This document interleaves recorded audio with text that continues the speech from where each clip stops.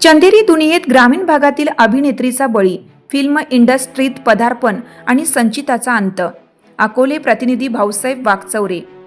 ग्रामीण आदिवासी भागातील तरुणी मुंबईच्या चंदेरी दुनियेत नाव कमावण्यासाठी येते, पण येथील व्यवस्थेची ती बळी ठरते.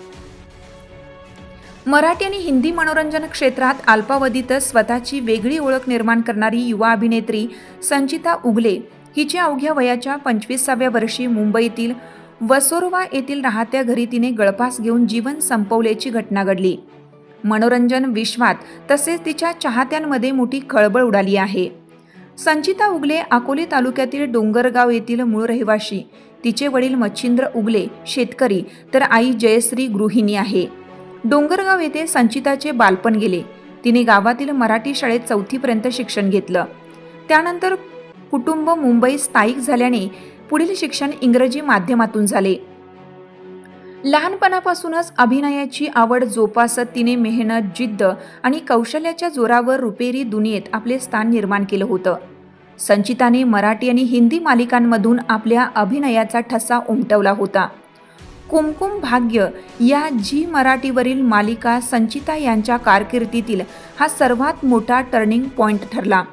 या लोकप्रिय मालिकेत त्यांनी दिया टंडन ही व्यक्तिरेखा साकारली होती, ज्यामुळे त्यांना घराघरात ओळख मिळाली.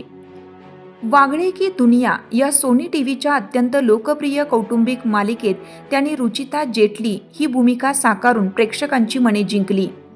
दिलवाले दुल्हा ले जाएंगे दंगल टीव्हीच्या मालिकेत त्यांनी मुख्य अभिनेत्री म्हणून काम करण्याची मोठी संधी मिळवली. त्यात त्यांनी साकारलेली सुकून ही व्यक्तिरेखा खूप गाजली. छावा या विकी कौशल यांच्या मुख्य भूमिका असलेल्या या भव्य ऐतिहासिक चित्रपटात संचिता यांनी तरुण महाराणी ताराराणी यांची अत्यंत महत्त्वाची भूमिका साकारली होती. सायलन्स 2 या मनोज वाजपेयी यांच्या मुख्य भूमिका असलेल्या या थ्रिलर OTT चित्रपटातही त्या एका भूमिकेत झळकल्या होत्या. क्राईम आजकल या क्राईम थ्रिलर शोचाही त्या एक भाग होत्या. टीव्ही आणि चित्रपटांशिवाय संचिता यांनी अनेक नामांकित ब्रँड्सच्या मॉडेलिंग आणि जाहिरातींमध्ये काम केलं होतं. त्यात पार्लेजी, कॅडबरी, विस्पर यांचा समावेश होता. चित्रपट सृष्टी म्हणजे स्वप्नांची दुनिया असं म्हटलं जातं. चमकदार प्रकाश, मोठे पडदे, प्रसिद्धी आणि यश यामुळे अनेक तरुण तरुणी या क्षेत्राकडे आकर्षित होतात. विशेषतः ग्रामीण भागातील मुलींसाठी ही दुनिया एक मोठे स्वप्न घेऊन येते. आपलं नाव मोठं करायचं, स्वतःचं वेगळं स्थान निर्माण करायचं. ग्रामीण भागातील मुली सध्या कुटुंबातून मर्यादित साधन संपत्तीमध्ये वाढलेल्या असतात. त्यांच्याकडे प्रचंड मेहनत करण्याची तयारी, प्रामाणिकपणा आणि संघर्षाची ताकद असते. शिक्षण, कला, नृत्य, अभिनय यामध्ये त्या चमक दाखवतात. त्यामुळे फिल्म इंडस्ट्रीत जाण्याची त्यांची इच्छा नैसर्गिक असते. चित्रपट सृष्टीत यश मिळाल्यास प्रसिद्धी, पैसा आणि सामाजिक ओळख मिळते. सोशल मीडिया आणि टीव्हीमुळे हे आकर्षण आणखीन वाढले आहे. अनेक जण एका रात्री स्टार होण्याचे स्वप्न पाहतात, पण प्रत्यक्षात ही वाट सोपी नसते. फिल्म इंडस्ट्रीत प्रवेश मिळवणं जितकं कठीण आहे, तितकंच तिथे टिकून राहणंही अवघड आहे. काही प्रमुख आव्हाने अशी असतात: तीव्र स्पर्धा, सतत नकार मिळणे, आर्थिक अनिश्चितता, ओळखींचा आणि नेटवर्कचा प्रभाव, सलग 14-15 तास काम, अवेळी जेवण, अपुरी झोप यामुळे त्यांच्यावर ताण येतो. ग्रामीण भागातून आलेल्या मुलींसाठी हे सर्व अधिक आव्हानात्मक ठरू शकते, कारण त्यांना शहरातील वातावरण, भाषा आणि जीवनशैलीशी जुळवून घ्यावं लागतं. यश न मिळाल्याने किंवा सतत अपयश आल्याने अनेक वेळा मानसिक ताण वाढतो.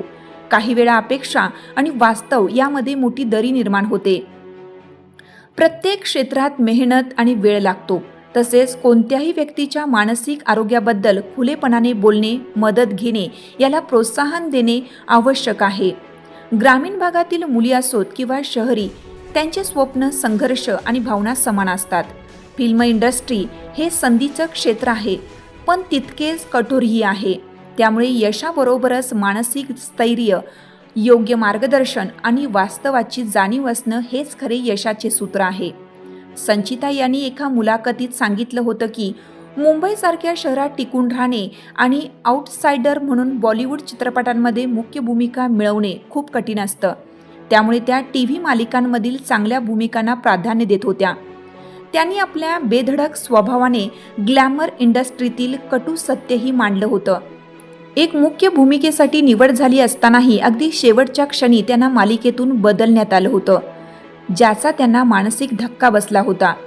काही काळापूर्वी संचिताने सोशल मीडिया इन्फ्लुएन्सरवर येणाऱ्या मानसिक दबावावर चिंता व्यक्त केली होती आणि तरुण पिढी या ऑनलाईन व्हॅलिडेशनला बळी पडत असल्याचे म्हटलं होतं. त्यांच्या जाण्याने इंडस्ट्रीने एक उत्तम आणि स्पष्ट वक्ता तरुण कलाकार गमावला आहे.